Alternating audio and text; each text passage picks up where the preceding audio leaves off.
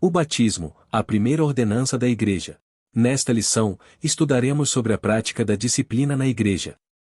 Embora seja muito necessária, a disciplina como prática da Igreja cristã vem sendo esquecida e negligenciada por muitos.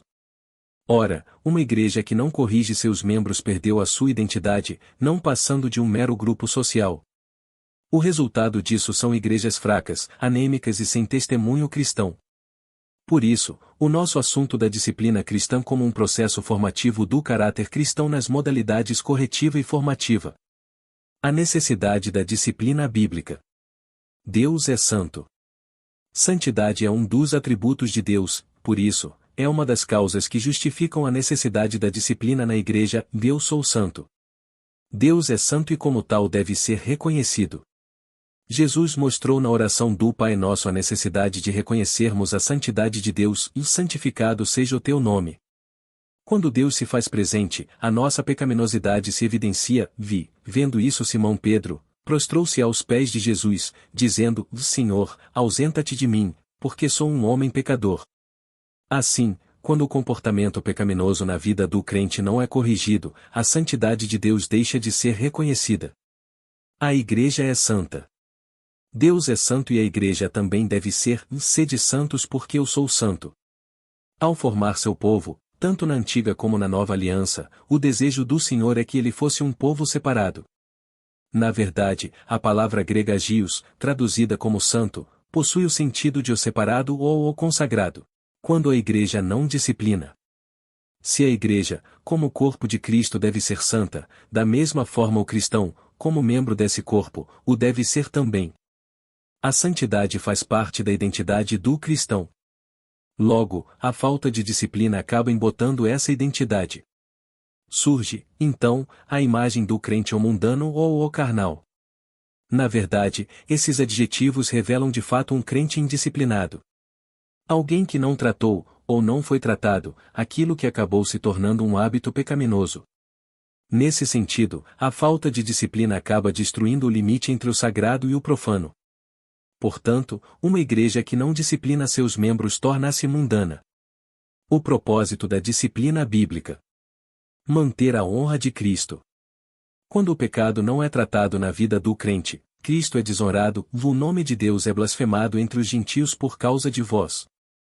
Se não corrigido, o comportamento pecaminoso compromete o testemunho cristão.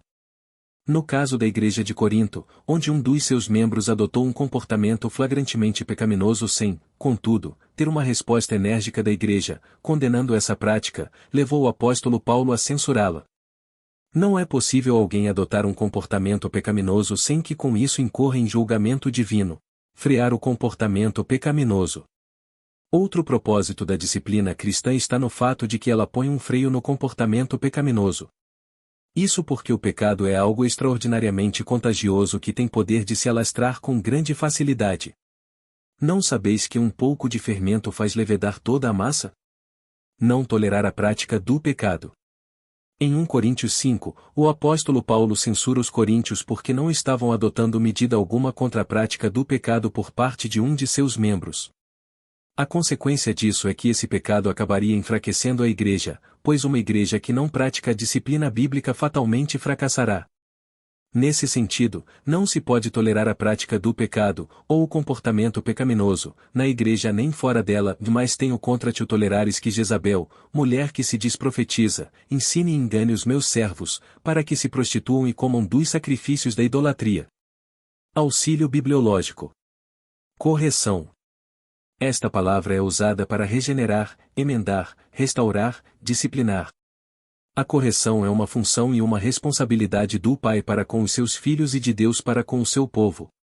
Tanto os termos em hebraico como em grego sugerem um significado duplo: instruir, guiar, argumentar e, também, punir, castigar, reprovar. A correção é visível em todo o processo de criação dos filhos, como sugere o termo grego mais comum paideu, educar um filho, envolvendo tanto a orientação positiva, como a disciplina negativa, no caso de má conduta. A expressão que mostra que a palavra de Deus é útil para a correção, ressalta o seu valor na melhoria de vida e do caráter do crente. O termo grego aqui significa restauração a um estado de retidão. Terceira, as formas de disciplina bíblica. A disciplina como modo de correção. As Escrituras mostram a necessidade de sermos corrigidos. A correção contribui para o crescimento e formação do caráter cristão, por que filho há quem o pai não corrija? Todos os crentes, de alguma forma, tiveram a necessidade de ser corrigidos em algum momento. Se alguém não é corrigido quando erra, então, segundo a Bíblia, trata-se de um bastardo e não de filho. Pedro, por exemplo, teve que ser corrigido por Paulo quando adotou uma atitude visivelmente errada em relação aos gentios. Quando o crente comete alguma falta e não é corrigido, a tendência é que isso acabe se tornando um comportamento. O comportamento errado é reforçado. Dessa forma, o alvo da disciplina é levar aquele que pecou, ou vive na prática do pecado, à restauração e reconciliação. A disciplina como forma de restauração. A palavra grega catartizo, traduzida aqui como encaminhar o tal ou significa na verdade o restaurar. É usada em Mateus 4. Para se referir aos reparos remendos das redes de pescas. O sentido, portanto, é fazer com que a pessoa atingida pelo pecado seja restaurada ao seu anterior estado de bem-estar com Deus, da mesma forma que uma rede de pesca volta à sua utilidade após ser consertada. Nesse aspecto, dizemos que a disciplina cumpre o importante papel de restaurar o ferido, conforme a instrução do apóstolo Paulo à igreja de Corinto para que restaurasse o faltoso à comunhão. A disciplina como modo de exclusão. Esse tipo de disciplina é também conhecido como cirúrgica. Isto porque o membro é cortado do corpo de Cristo, e tirai, pois, dentre vós a esse iníquo. Nesse caso, há um desligamento e não apenas um afastamento da comunhão. Em verdade vos digo que tudo o que ligardes na terra será ligado no céu, e tudo o que desligardes na terra será desligado no céu. Assim, o indivíduo perde a condição de membro pelo desligamento, já que o Senhor disse que ele passa a ser considerado gentio e publicano. Esse desligamento corta o vínculo da comunhão entre o membro e a igreja. Não há, portanto, mais vínculo entre o crente excluído por esse processo disciplinar e a igreja da qual fazia parte. Auxílio teológico. Deus disciplina seus filhos. A correção de Deus é dirigida à produção de justiça e paz. O autor revela o fim para o qual se destina a disciplina ou a correção de Deus.